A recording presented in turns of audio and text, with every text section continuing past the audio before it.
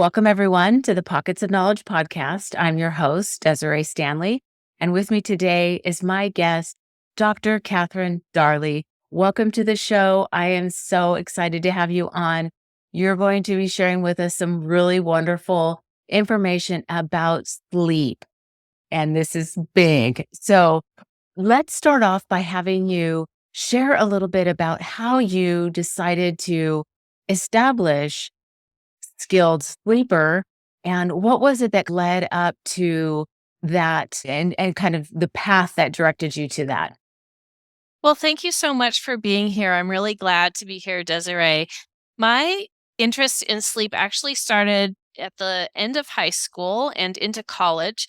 I did a couple research projects in sleep, and that got me a job offer in a sleep research center. And when I was there working as a technologist doing these research protocols, I was thinking, well, how do I want to approach the sleep when I'm a professional? Do I want to do research? Do I want to work with people who have obstructive sleep apnea or insomnia? And I was already familiar with the field of naturopathic medicine, which is really about treating the cause and using natural therapies whenever possible. Not that it's always possible.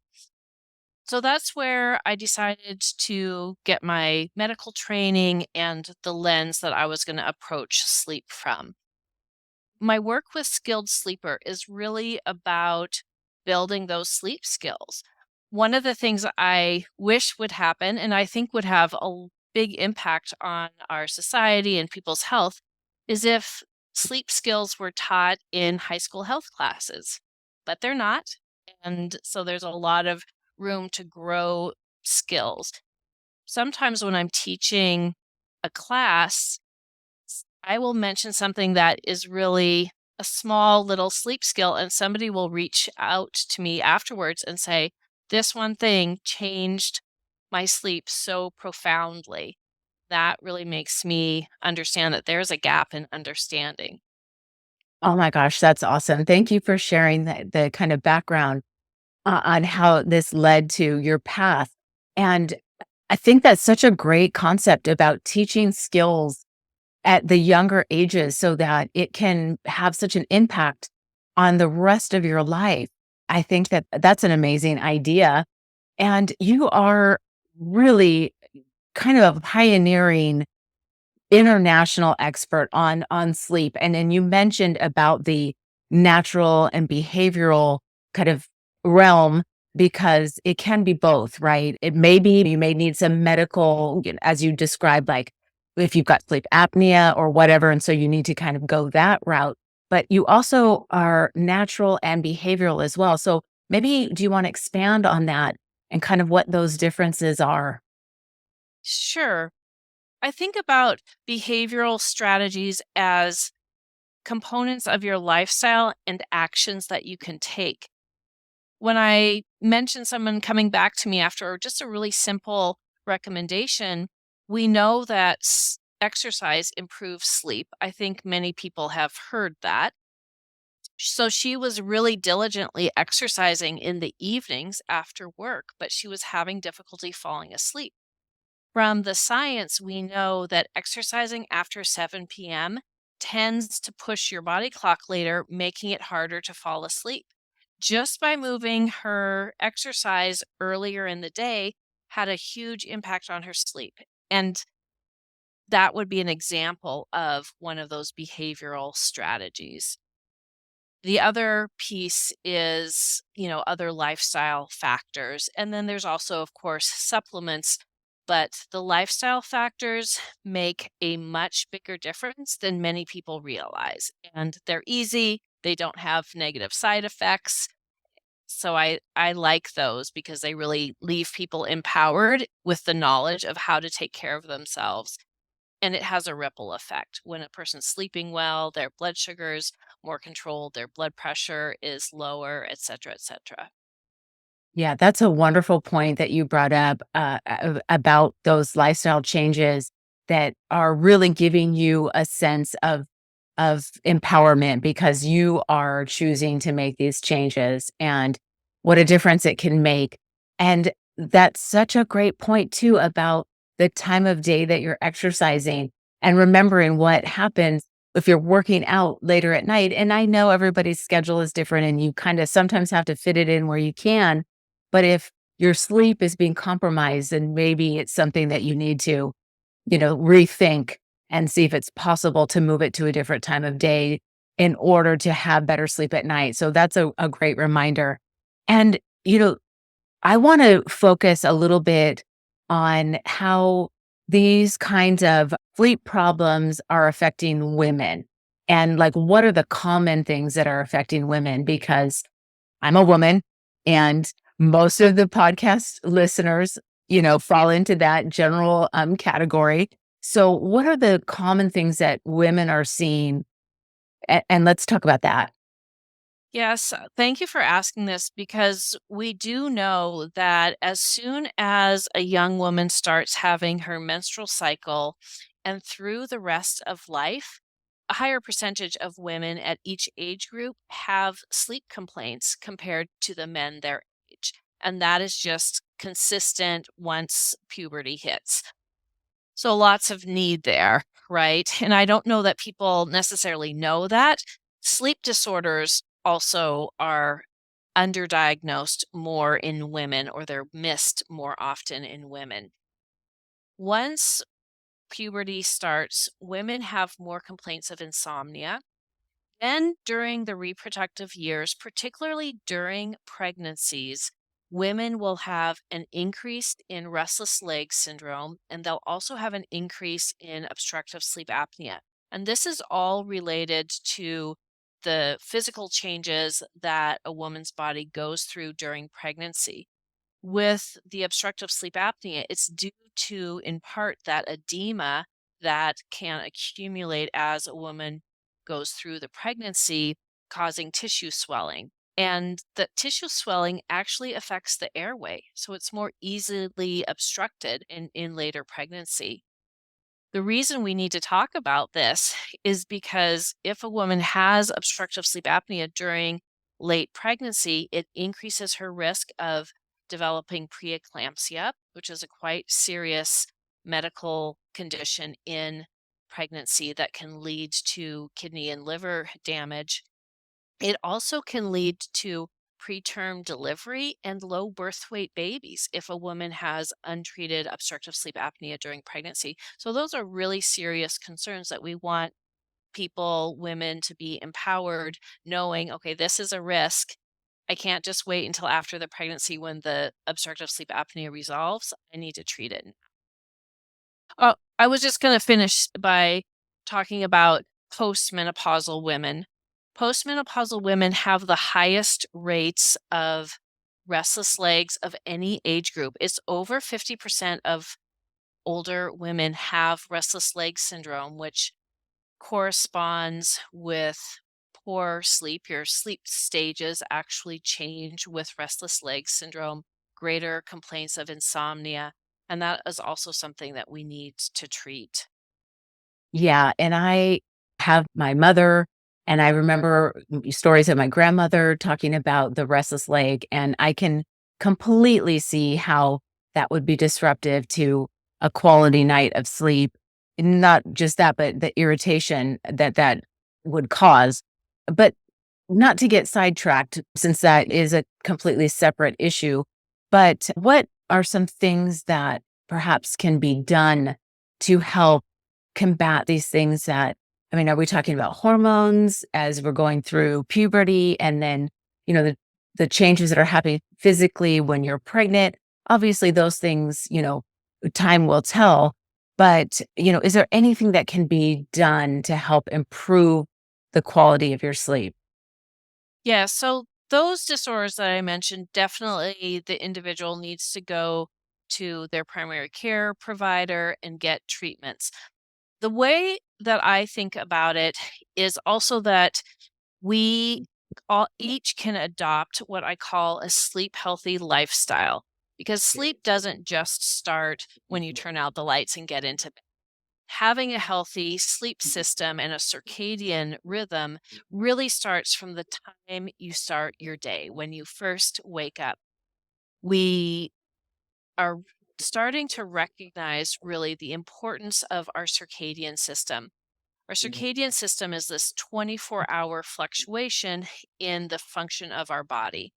For example, our digestion. Digestive system is designed to be on and process food during the day. If you've ever worked shift work or stayed up late to do a project or gotten up early for travel and tried to eat at a time that you usually are sleeping, you may have had the experience of that food just sitting there. That's pretty common because our digestion is just not designed to process food in the middle of the night during our sleep period. And basically, every organ has different times of day that it does more or less of its process. What people may not know is that that circadian system is designed to be in sync with the natural environment, with the outside world.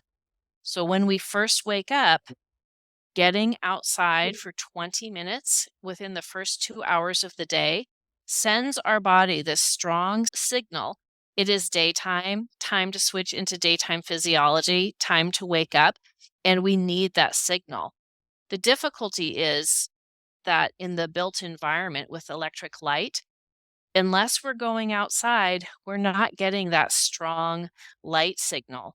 Inside is usually only 1/100th of how bright it is outside. And our physiology is really designed for those outdoor light levels. And that really has a big influence, not only on how our day is and how alert we are and energetic and ready to go, but it also plays a part in how we sleep the following night. Thank you for sharing the detail of that about the circadian rhythm. I know that many of us have heard bits and pieces of it, not necessarily understanding like the full picture of how that impacts the body and the cycles that the body is going through. As you said, the digestion and how different organs are, intended to do things at certain times. And I can see how that would really negatively impact people who have to work, nighttime shifts or swing shifts or shifts that are out of the typical daytime routine. So let's talk a little bit about some things that I have experienced myself, and that's fallen asleep. Maybe I wake up at some point during the night, and now my brain is on and I can't stop thinking. And it's the randomest things. It may be like stuff I have to do later in the day or something I forgot to do the previous day, or like, where's my birth certificate, or something silly like that. And then you just can't turn it off. Yeah. So what do you suggest that the listeners do? And I'm curious as well, when something like that is happening. Well, I've got two things I'd like to talk about here. First of all, one of the reasons that that is happening is that if you are getting light at night, you know, think about what it's like when you're camping out in the boonies, right? It is very dark at night, and that is what our human physiology is designed for. Yet when we're in our home environment, we may have night lights or clocks or our phone or some kind of lighting in our bedroom that's brighter than the natural environment. When you get that artificial light at night, it actually raises your cortisol at night, which usually cortisol should be quite low. That could be part of what's waking you up is this elevated cortisol. The other thing I'd like to comment on is just a strategy, and I love this strategy. I've given this to at least 1,000 people, and really only a handful of people told me that it was too hard to do. And even smaller groups said they did it consistently and it didn't help. Almost everybody truthfully says that this helps. First, you want to adopt the attitude that during sleep hours, you're just resting. You're not taking care of your roles and responsibilities. I know this can be a little bit hard in terms of we've got our phones, right? And we can be in contact with our friends, our family, and our bosses 24/7, right? But as best you can, take on the attitude that you are mentally off duty. Of course, there's going to be exceptions for those times that we have to care for little ones or ill family members or what. Once you take on that attitude, spend 10 minutes, an hour before bed, doing a brain dump, writing down those things that come up, checking off your to do list. That's what sounds like comes up for you, or making that to do list for the day ahead, pre planning.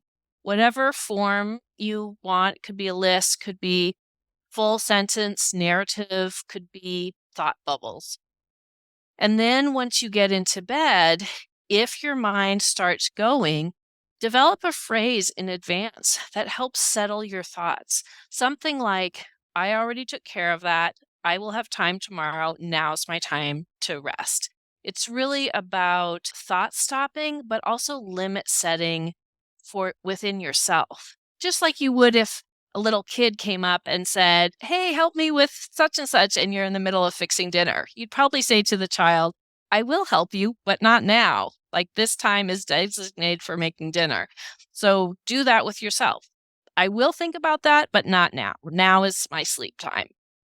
And then once you've kicked your thoughts out of bed, you need to do something that will actually help you fall to sleep. And there's a bunch of strategies. You can do progressive muscle relaxation, starting with your toes. Tighten your toes for a count of 7, relax them, let them fall heavy in the bed, and just slowly move up your body. You could do a gratitude practice. That can be a very lovely thing to do, help you drift off to sleep and feel all the benefits of gratitude, which we know are many. The strategy that I love is to have a bedtime story that you tell yourself if you ever realize you're awake. This is the one that I use. I just made up a story of a family going apple picking, which I think is fun. And it needs to be a story that doesn't have any, negative connotations for you, right? Not, it can't be a psycho thriller. And basically, if I ever am awake in bed, I go, "Oh, I'm awake in bed." And I just start my story at the beginning and I just kind of recite it until I'm asleep. Choosing a story from childhood or a movie, making up one, it's kind of the story of going through someone's day. Nothing too exciting. That can be a great strategy also.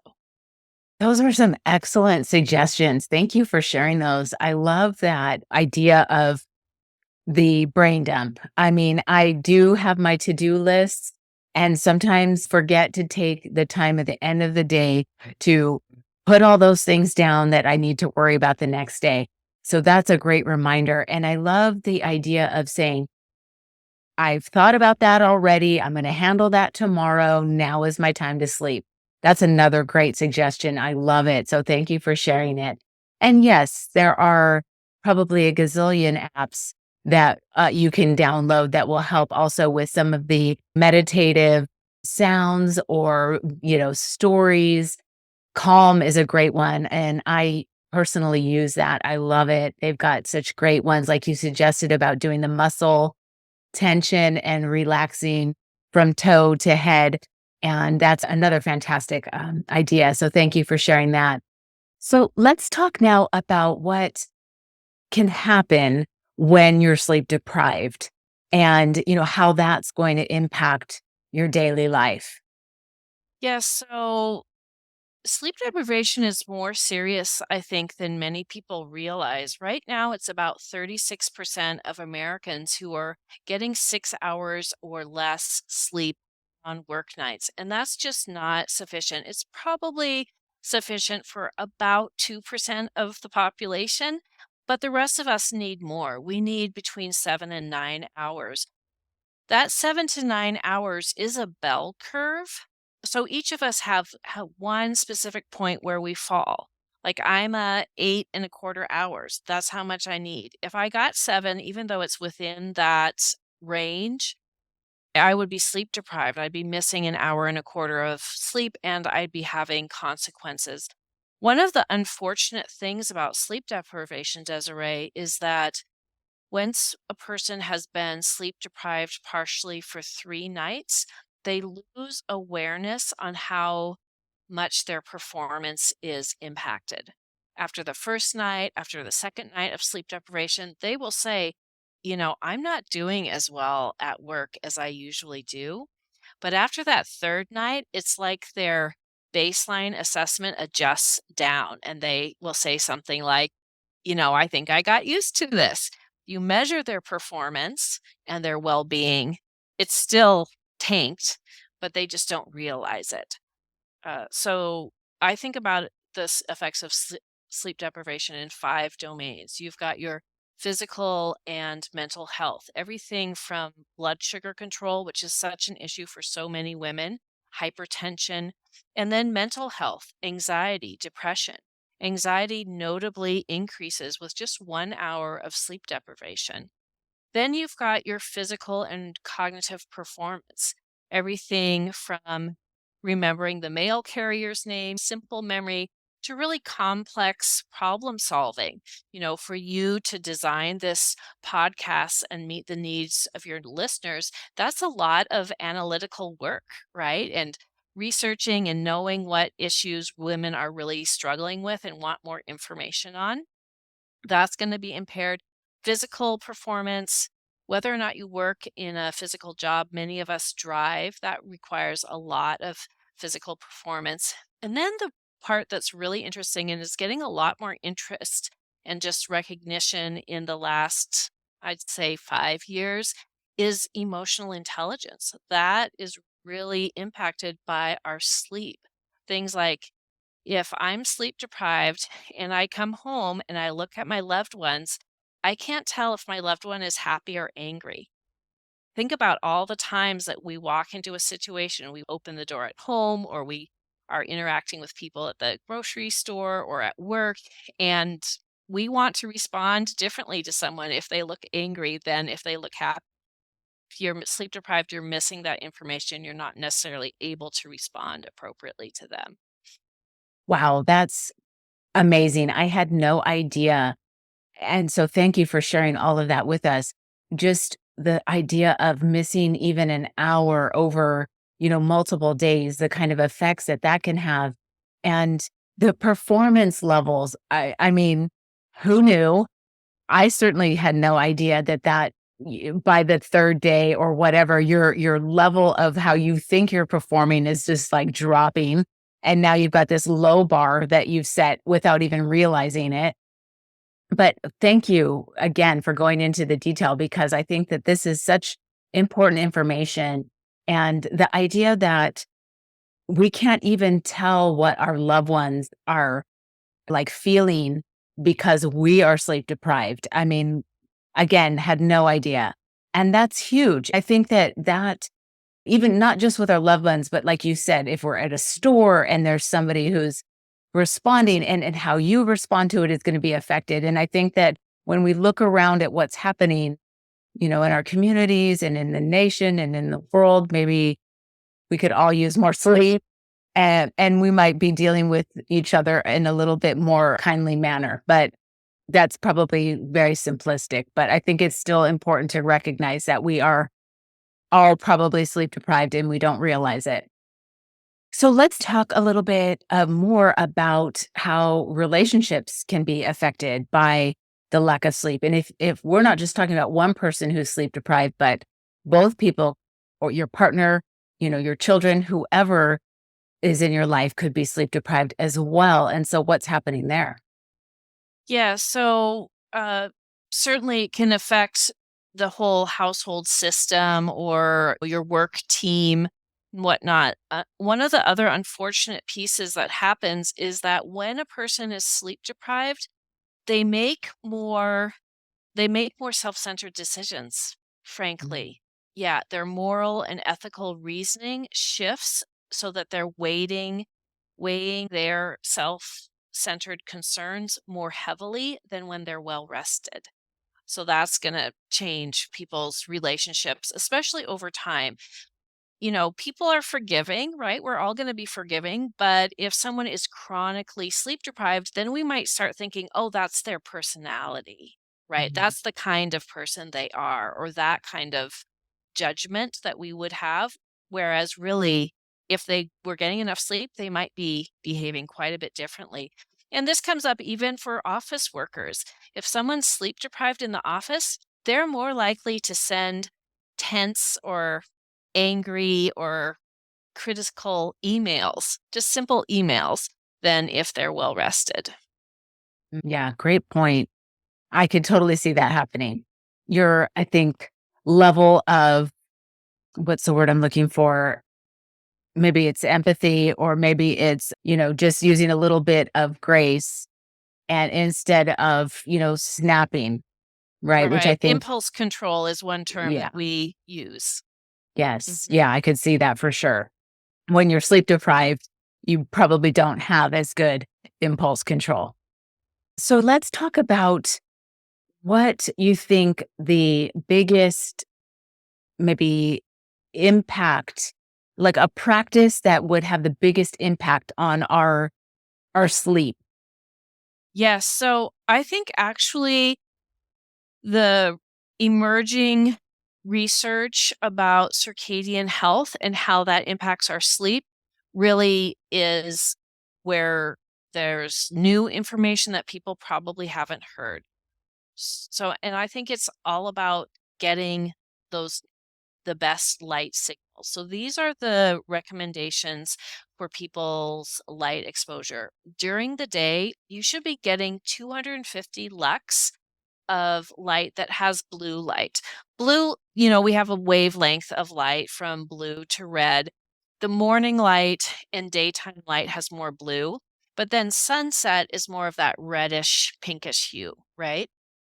So during the day, 250 lux, which is quite bright. If you went into an office that was 250 lux, it would feel abnormally bright, whereas outdoors is over 10,000 lux.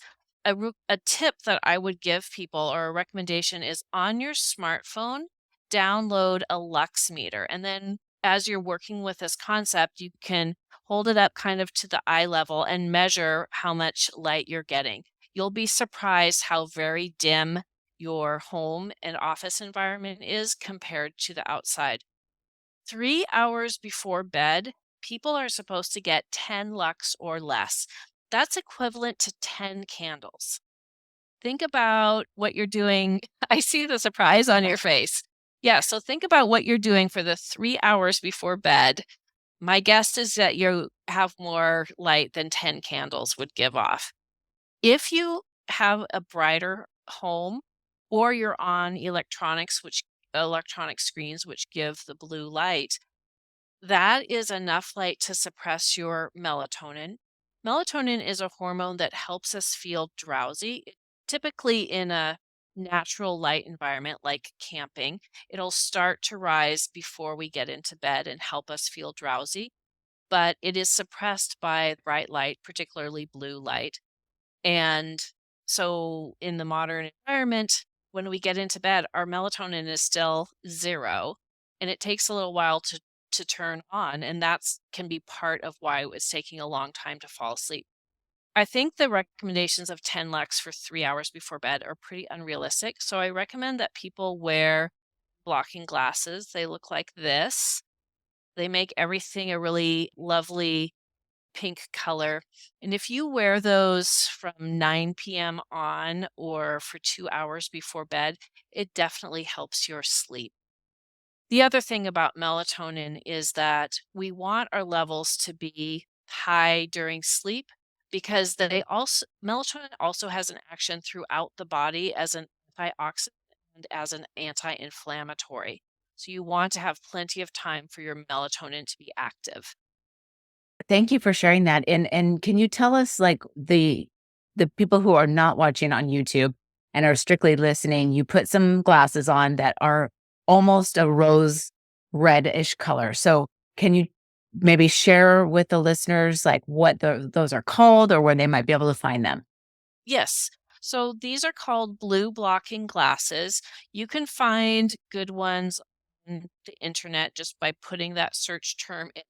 When you are purchasing them, you want them to have a very reddish orange lens. There are some that are marketed as blue blockers, but they have more of a clear lens or maybe a little bit of a blue reflection. Those are not going to do as well. You really need them to have orangish colored lenses. And yeah, wear them for 2 hours before bed is ideal. If only 1 hour is possible, that's better than not at all. Thank you for sharing the details on that. And I had no idea the additional things that melatonin was responsible for in the body.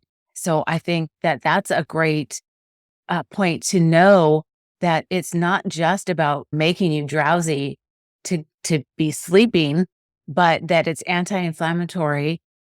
I mean, that's big, right? Yes. Again, it's just this information, I think, unless you're really digging into it and doing a lot of research, most people don't realize what is happening here. And so I love that you're sharing all of this with us and helping us to have a better understanding of why it's so important and what is happening with the body. And I think you pointed out about the blood sugar levels and cortisol levels. And again, these are things that when we're looking at issues that we're having, like maybe you're having difficulty losing weight and you don't understand why. So these kind of factors are coming into play as well, the sugar levels in your blood and the cortisol levels. And I know we often think like cortisol levels with stress, but not necessarily are relating it to lack of sleep and what's happening there. So I think this is, again, such a great thing to know. So let me ask you this question. Is there top skills or other things that you think that the listeners really need to know? And I love the detail you shared on the circadian rhythm and the light and how important it is to bring those light levels down. But is there other skills or other things that the listeners can do to help? Yeah, so I use this term sleep healthy lifestyle, and let me just walk you through that. It would mean waking up at the same time. One thing that we're recently getting more data, and even just a study came out this week, showed that the more routine your sleep hours are, the less variable the time you go to bed and wake up are, the better your health is. So, the sleep healthy lifestyle would be wake up at the same time, sleep in on the weekends only an hour or less, get bright light within that first 2 hours. Then with your meals, have your meals start at the same time across all 7 days of the week. So for instance, if you're going to have breakfast between 7:30 and 8 on work days, have it that same time on the weekends, lunch in a half hour window, dinner in a half hour window, or at least the start time of it in a half hour window. And then 2 hours approximately before bed, turn down the lights to that 10 lux level or use the blue blocking glasses. Make sure to calm your mind at night so that you don't have a racing mind. So many women do. And then the bedroom should be very, very dark. A really easy tip is if you hold your hand out arm's distance, you should not be able to see your fingers wiggling. It should be that dark. That can be hard for people to achieve. You may need to have blackout curtains if you've got, a street light outside your bedroom. If there's clock or something glowing, you may need to wear an eye mask or turn the clock to the wall or something of that nature. Definitely don't have a night light on. Certainly you want to have a light that you can easily turn on if you need to get up so that you've got light for safety, but you don't want to have one on all night. Thank you for sharing those. And I had no idea about holding your arm out and wiggling your fingers and not being able to see it. And I'm certain that my room is too light because I'm sure I would be able to see. You suggested not having a nightlight necessarily, but having something that's easily accessible. And I think that's a great tip. Gosh, Dr. Darley, this has been so fantastic. I love all of this information and it's just so eye-opening, and so I thank you for sharing this with us. I wanna ask, now if there's any books that the listeners could maybe take a look at and see if there's more information, things that they can learn that can continue to help them develop better sleeping habits. Sure. I'm a fan of Dr. Matthew Walker. He has a book, Why We Sleep. He also has a podcast. And I also wanted to offer to your listeners on my website, I have a free download, which is a 7-step guide to building your own sleep health plan. And it kind of guides you through the steps in identifying how much sleep you do best with, designing when your meal times and whatnot are going to be the points that we talked about. So people are welcome to get that too. Awesome. Well, thank you for sharing that. And I'll include the book recommendation and podcast recommendation in the show notes. And then at this point, I would love to have you share your website since you just mentioned that there's some resources there. If you want to go ahead and do that now. Sure. My work this last year has really been taking my 20 years of patient care experience and winnowing down the main principles and strategies that individuals need to strengthen their own sleep and putting it into courses. I designed the courses to really focus on unique populations. So there's a course that's specifically for women's sleep and it goes through the whole lifespan. I've got a course for families, one for shift workers and other populations. So you can go to skilledsleeper.com and see the menu of courses. They're about 3.5 hours with video lessons and then the worksheets that systematically guide you through rebuilding your sleep. That's wonderful. Thank you for sharing that. And I'll include that for the listeners to easily find as well. And so before we close out the episode, besides the website, is there any socials that you'd like to share? Instagram, Facebook, that the listeners can also follow along your journey and what you're doing, and then maybe ask questions if they've got some. Yes, so have some social media that's long form and short form. My short form, I'm on Instagram, Facebook, and TikTok for short daily tips and inspiration. And then my long form, I have a newsletter that goes out once a week on Substack. It's called Be a Skilled Sleeper, and it's about 800, 1,000 words where we talk about a sleep subject and then skills to use related to that. This last week was all about melatonin, how to use melatonin, the 3 different reasons to take melatonin and how to do that. And then I also do those in video on YouTube at Be a Skilled Sleeper. Excellent. Thank you. And I'll put all of that information in the show notes as well. And I love that you are giving options to people for what form they want to, digest this information. So I think that's fantastic. Really serving the different populations, as you said, and also the different ways that we learn or we like to get our information. So I think that's fantastic. Dr. Darley, this has been so informative, and I truly appreciate your time and your knowledge and coming on the show and sharing that with us. Thank you so much. Thank you. I hope that this really helps your listeners, Desiree, and I appreciate your work. Thank you. Well, we'll talk more soon. Thanks.